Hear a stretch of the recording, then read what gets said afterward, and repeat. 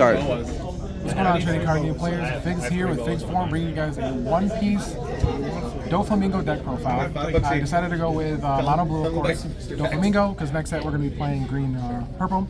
But yeah, I got first place at a box tournament. Got my pricing here, so I just want to go ahead and showcase for you guys the build that I have. So we'll go ahead and get into it. So standard, some of the cards are very standard. The 4, 1 drop for searching, the 3 for searching. You have 4 short 3? 4 boa. I went with this Boa Hancock. I don't have access to Jinbei, but this was actually a very good swap up. I decided to go with this. On attack, draw 1, trash 1. It's really great because you are looking at the top of your deck pretty much the entire game.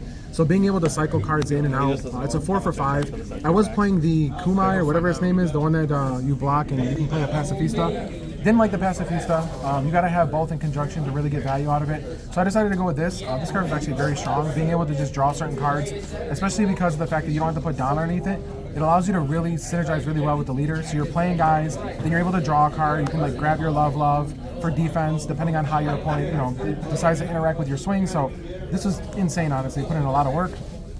4 of the vanilla Gecko Maria, because this is probably one of the bigger beaters that you want to have access to. A 4 for 6 is really strong. Your opponent usually has a very hard time clearing this, so I decided to go with 4. 4 of this Gecko Maria. This one's, I love this one. I mean, being able to pick up any of your 7 warlords is really nice. It allows you to be able to defend on certain attacks that you normally wouldn't want to because you don't want to lose a specific card. So being able to just kind of defend with anything and then pick it up later on and getting a 4 for 5 is good. I went with 3 Croc. My original list, I was actually playing the 6-drop Mihawk, but I went with the 5-drop because of the way that it works. When we get to 10, you want to be able to play this for 5, leader for 3, and then have 2 open for Love, or even 1 open for the name of it, Desert Spada. So yeah, I went with the Crocodile. It was great, honestly. 5 for 7 is very strong. I mean, in some decks it can be hard to deal with, but he is a big body, so we want to make sure we had access to bigger guys that can swing over stuff. 4 of our Mihawk, obviously the MVP of the deck. Card does everything. I love this card. 4 of the combo Mihawk, so we went with the 4 of those for 2K combos. 4 of the Kaya, 2 of the Elvita, obviously just our 2K combos. Then we went with the, it's over here, 2 Teach. So I actually do play the Kaya quite often because a lot of times, sometimes I don't see the ability to search the top of my deck.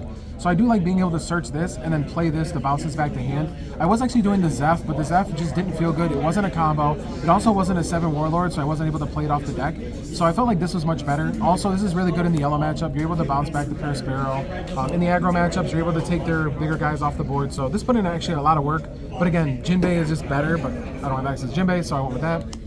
1 Teach, just because, or 1 Law, just because you don't want to have too many 1K blockers or 1 cause blockers. They get killed very easily, but you're able to pick it up with Gecko. So in most situations, you just kind of have it, play it. If it dies, you block. You pick it up again, play it again for 1. It works really good with Mihawk because you just 9, 1 for blockers. Then we'll get into the extra cards.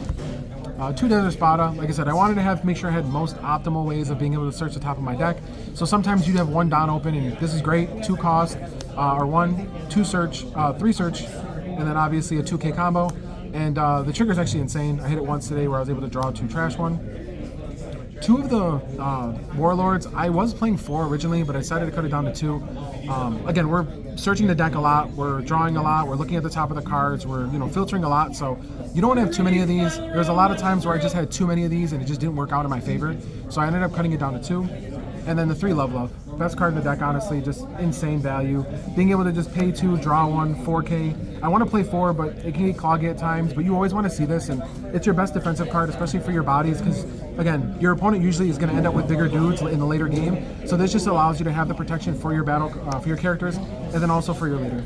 So yeah, this is the list. I honestly wouldn't change anything. The only difference is, again, Jinbei over probably either the Boa and the Teaches and then modify the ratios, but honestly it felt great. So wanted to showcase for you guys my first place deck profile. So hopefully you guys enjoy. Jump in the comment section below, discuss your transformation or take on the deck, and we'll definitely discuss it. But thanks for checking it out.